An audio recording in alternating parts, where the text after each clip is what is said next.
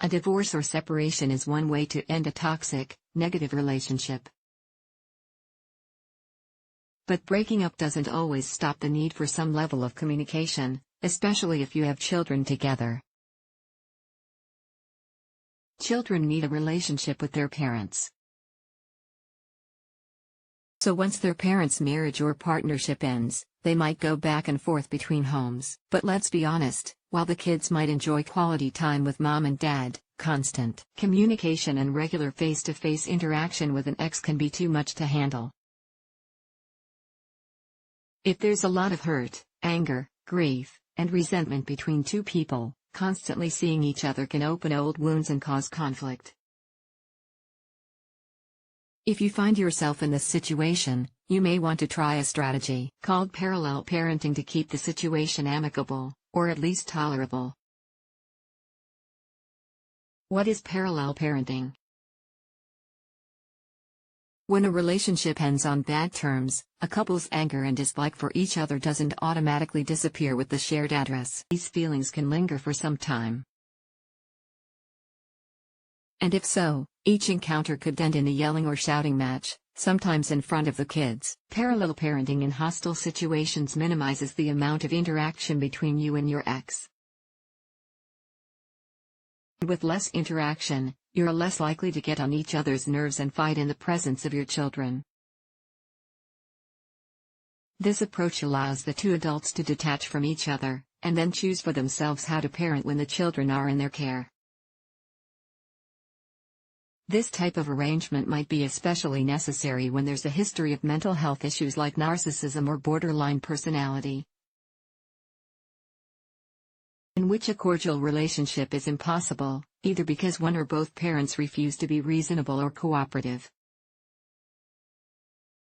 How does parallel parenting differ from co-parenting? Parallel parenting isn't the same as co-parenting. With co-parenting, you have two parents who are friendly with each other, at least on the surface. Even though their relationship didn't work out, they're able to come together and raise their children in a healthy environment. This isn't to say these parents don't have ill feelings toward each other, too. But they're able to put these issues aside. They problem-solve together and are capable of being in the same room without fighting. They can attend school meetings and child activities together. They might even have joint parties for the kids. With parallel parenting, everything is separate. These parents don't attend extracurricular activities, doctor appointments, or school meetings together. Communication is kept to a bare minimum, and occurs only when necessary.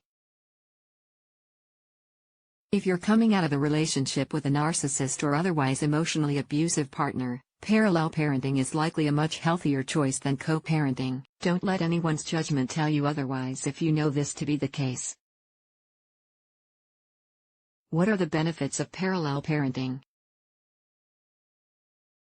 Some might argue that parallel parenting doesn't benefit a child, or that it creates more stress for kids because it doesn't encourage a good relationship between parents. The reality is, parallel parenting can be beneficial because it prevents conflict in front of the kids.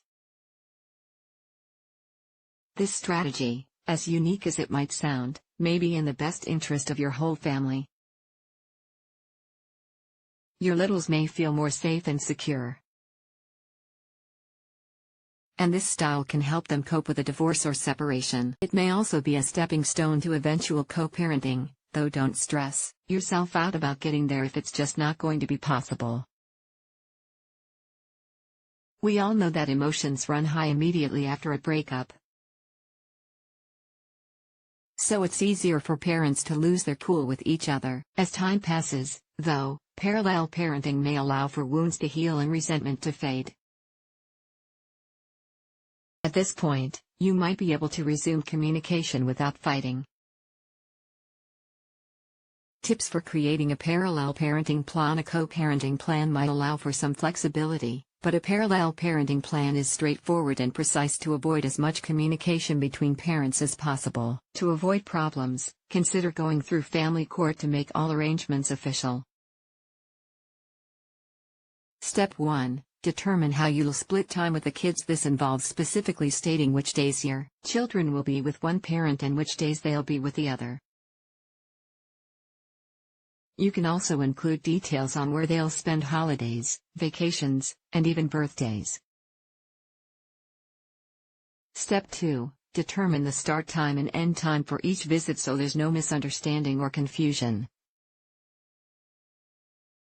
A parallel parenting plan should also include specific pickup and drop-off times for each parent. For example, mom might have the kids starting Sunday night at 7 p.m. through Friday's school drop-off, and dad might have them starting after school on Friday through 7 p.m. on Sunday. Step 3. Establish the location for pickups and drop-offs. The goal is to limit communication between parents, so choose a drop-off and pickup location that's neutral. This can be a parking lot in between both homes where the children can quickly move from one car to the other. Depending on the hostility level, you may even want to arrange for someone else to shuttle the kids between homes, perhaps a neutral relative or friend.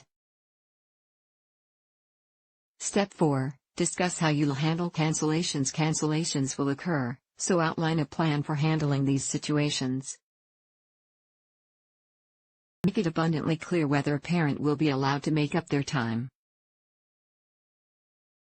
If so, the plan should outline when they're able to do so.